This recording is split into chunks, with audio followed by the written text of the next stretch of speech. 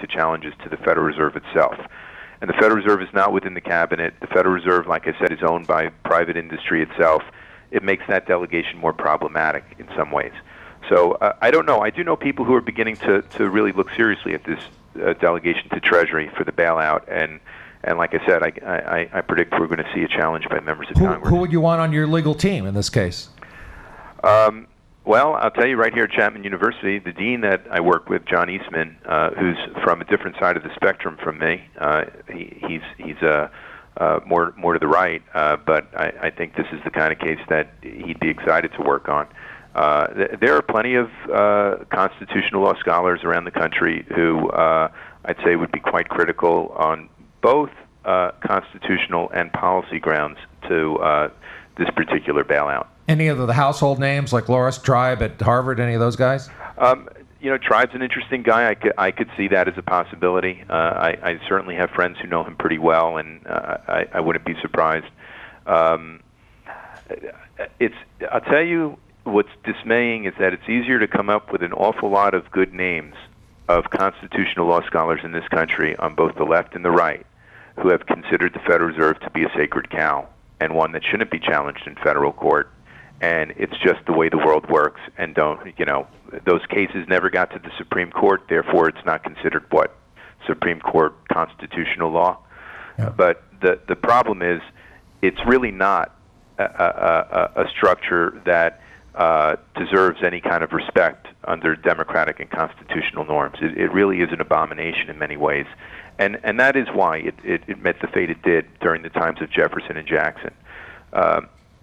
But I think there's a lot of ducking the issue on the Federal Reserve in this country. And, for a long time, it was considered if you had any kind of economic background, any kind of economic training, of course you should be for an independent Federal Reserve.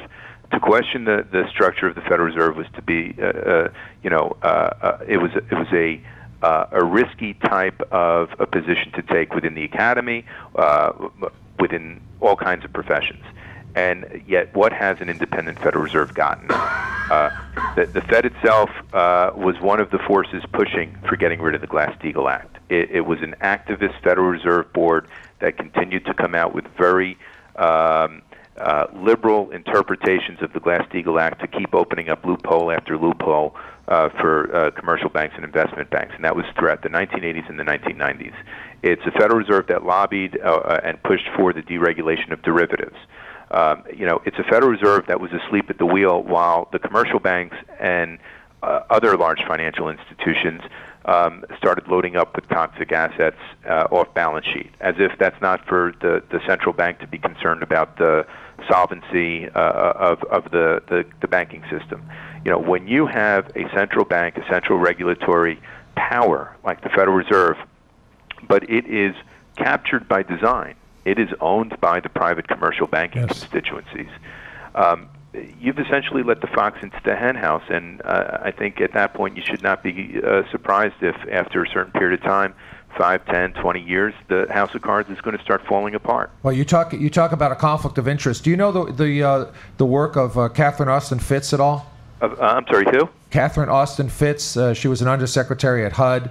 No. We're going to have an ongoing relationship, I hope, professional relationship. I hope it morphs into a friendship because I'd like to know you down the line. I think you have so much that's on the ball. Thank you.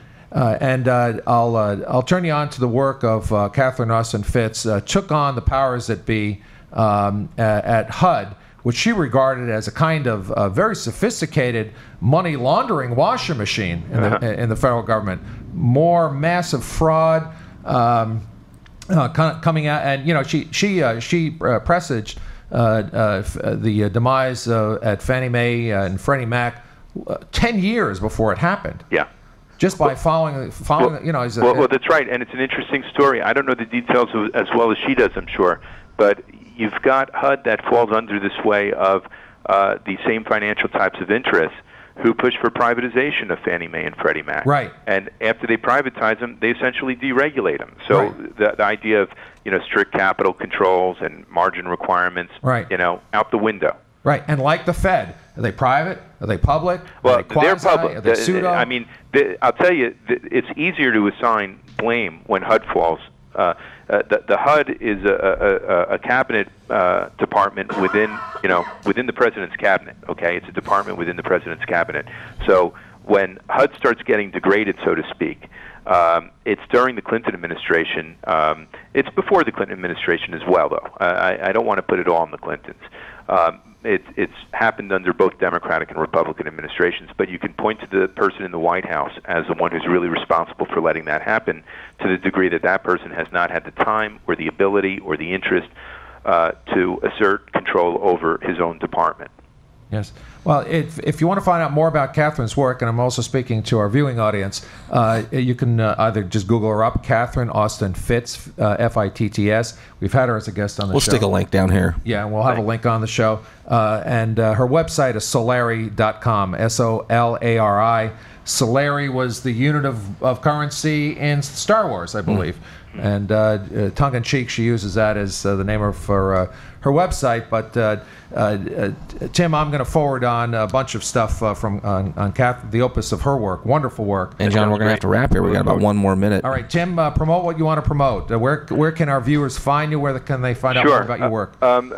Probably the best place for my work is the SSRN homepage, Social Science Research Network homepage, and that would be ssrn.com/author